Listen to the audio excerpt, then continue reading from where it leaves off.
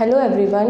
So last video में हमने देखा था कि पास्कल्स लॉ जो कि हमने उसको समझा और उसके साथ साथ उसका प्रूफ भी देखा था, और एक इम्पॉर्टेंट चीज़ उसमें सीखी थी कि अगर आपका जो भी बॉडी है वो हॉरिजॉन्टल होगा तो उस पर जो प्रेशर फ्लूइड लगाती है वो इक्वल लगाती है। ओके, तो इट मीन्स हॉरिजॉन्टल पे तो प्रेशर सेम लग रहा है, बट अगर हाइट डिफरेंस हो, अगर आप यहाँ पर देख रहे हो प्रेशर और यहाँ पर देख रहे हो, तो क्या ये प्रेशर सेम होगा, और अगर नहीं होगा तो ये किससे रिलेटेड है, यहाँ का pressure with this. Okay, so this is our next topic, that is variation of pressure with depth. So let's consider that this is a container, और इस कंटेनर में है लिक्विड और एनी टाइप ऑफ फ्लूइड, ठीक है, which should be at rest and incompressible. So उस case में let's consider a small imaginary cylindrical fluid. तो यहाँ पर हम इसी फ्लूइड का एक सिलेंड्रिकल बॉडी कंसीडर कर रहे हैं, ठीक है। तो this cylindrical body is nothing but fluid, तो consider a cylindrical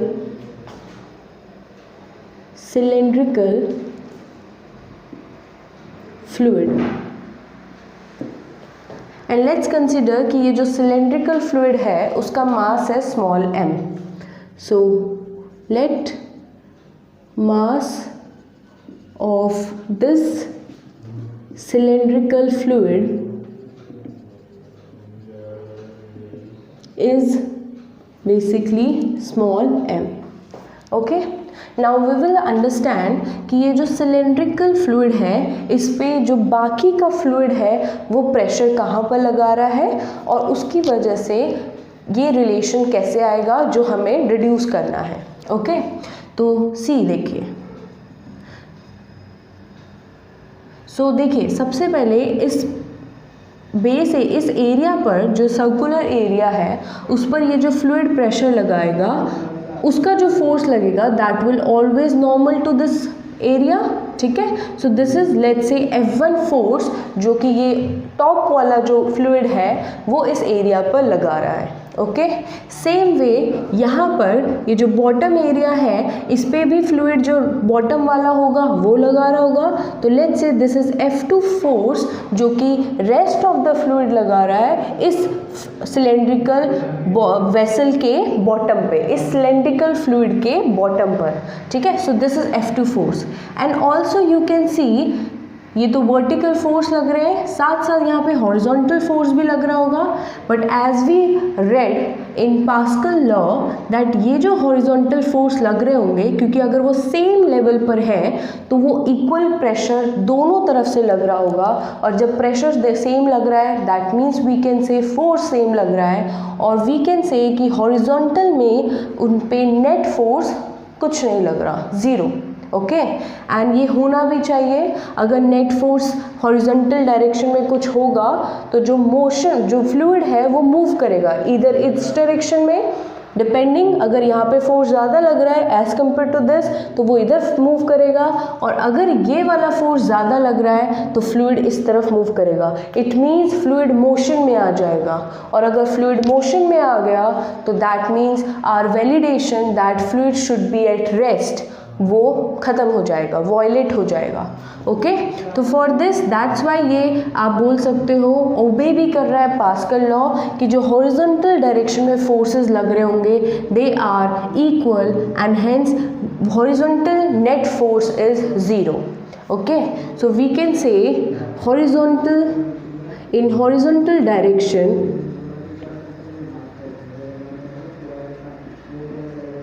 net force is 0.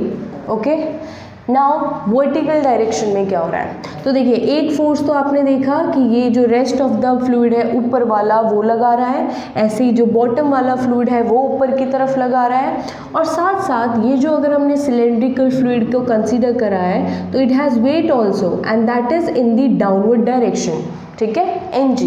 Now there are three forces you can see in the vertical direction, and again in the vertical direction also net force को होना पड़ेगा 0, और अगर नहीं हुआ तो that means fluid हो जाएगा in motion, और हम fluid in motion को नहीं पढ़ रहे हैं, और या फिर हम ये चीज़ जो है validate ही नहीं होगा motion के केस में, ठीक है. तो fluid should be at rest, तो it means the vertical direction में forces जो है वो भी 0 होने पड़ेंगे. तो we can say in vertical direction net force is 0 because fluid should be at rest. So with this we can equate vertical direction में forces को, तो this downward force F1 plus mg that will be equal to upward force that is F2. Okay, now in forces को pressure के terms में लिख सकते हैं, तो F1 की जगह हम लिख सकते हैं pressure at 1 divided by multiply by the area of this circle plus weight of the body.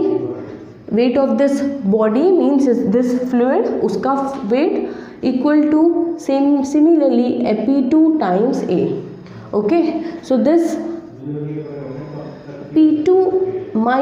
P2A minus P1A will be mg, ठीक है, इसको उधर लेकर चले गए. Now we can take A as common, P2 minus P1, and this mass of the fluid इसको हम density के रिस्पेक्ट में लिख सकते हैं, that is rho of the fluid times density of the fluid times the volume of the cylindrical fluid into G. Okay, and this volume we can also take this volume as the base area times the height of the fluid, ठीक है.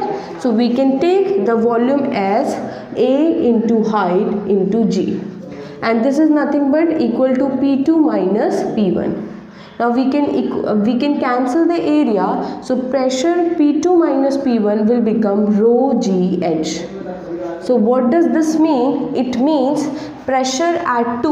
If we say pressure at 2, this is nothing but pressure at 1 plus rho GH. Okay, so what does this shows?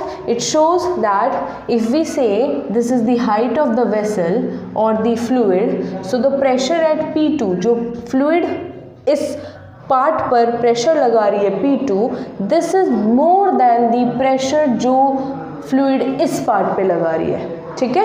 तो P2 is more than P1, and how much, कितना ज़्यादा है P1 से, so it is rho GH times. Okay, now again इधर यहाँ पे अगर हम इस फ्लूइड को अगर हम इस प्रेशर को P1 को सरफेस पे लेकर चले जाएं, तो if this P1 is at the surface, so surface पे जो प्रेशर लग रहा है that is due to atmosphere. Okay, so we can equate that at surface P1 will become PA, where A is nothing but for the atmospheric pressure. Okay, that means जो atmosphere pressure लगा रही है. तो with this we can say that P2 will become, or just P will become PA plus rho GH. Okay, now this P, it means P is basically the height up to, or we can say the depth up to which the pressure is this PA plus rho GH. Okay, now with this we can say कि जैसे जैसे आप deeper जाते जाओगे fluid के नीचे, वैसे वैसे ये हाइट बढ़ेगी, और अगर जैसे जैसे हाइट बढ़ेगी, और वी कैन से जैसे जैसे डेप्थ बढ़ेगा, आपका जो प्रेशर लग रहा है फ्लूइड में, या जो प्रेशर फ्लूइड लगा रही है वो बढ़ता जाएगा. Okay, and there is one expression also that अगर हम इसको डिफरेंस देखें कि जो डेप्थ पे जो प्रेशर लग रहा है वो एटमॉस्फेरिक प्रेशर के रिस्पेक्ट में कितना है, that is rho g h, and this term is called as gauge pressure. Okay, so इस लेक्चर में हमने ये पढ़ा कि जो प्रेशर है सेम लेवल पर सेम रहता है, विद डेप्थ अगर आप नीचे नीचे जाओगे तो फ्लूइड मोर प्रेशर लगाती जाती है, which you can also experience जब आप स्विमिंग पूल में जाते हो और आप नीचे अपना सर इमर्स करते हो तो आपको ज़्यादा फोर्स लगता है। यू कैन से ऑल्सो कि जो फ्लूइड है वो मोर प्रेशर लगा रही है, दैट्स वाई आप ऊपर की तरफ आ जाते हो। Okay, so I hope this point is clear to you. Thank you.